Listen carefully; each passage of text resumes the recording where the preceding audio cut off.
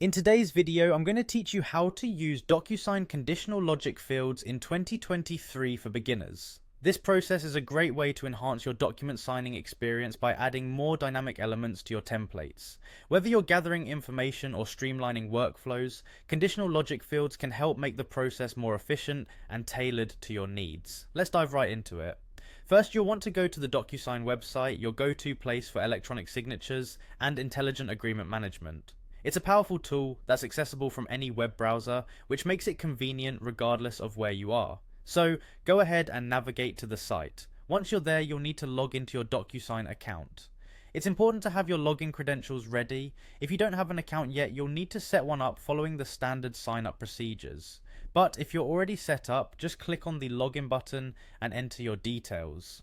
After logging in, head over to your Docusign homepage. This is your main dashboard where you manage all your documents and templates. From here, you can easily navigate to different sections and access various functionalities Docusign offers. From the homepage, make your way to the templates section.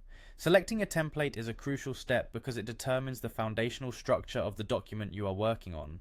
If you've already created templates before, you'll find them listed here. Otherwise, you might want to create a new one if you're starting from scratch. Once you have your template selected, it's time to add details to it. This might include setting up who needs to sign, the sequence of signers, and filling out any other essential information that reflects the purpose of your document. Next, click on Next to proceed with setting up your document. This will guide you to the screen where you can add form fields. The proper setup of these fields is vital to ensure that your document functions correctly and fulfills its intended purpose. Here comes the exciting part. Click on the Formula option. This will allow you to start integrating conditional logic into your document. It's one of the advanced features that make Docusign stand out. When you select conditional fields, you're now able to set conditions that trigger different actions based on the input from signers. This is particularly useful for complex documentation where actions depend on previous responses. Finally, you'll want to click on Create Rule.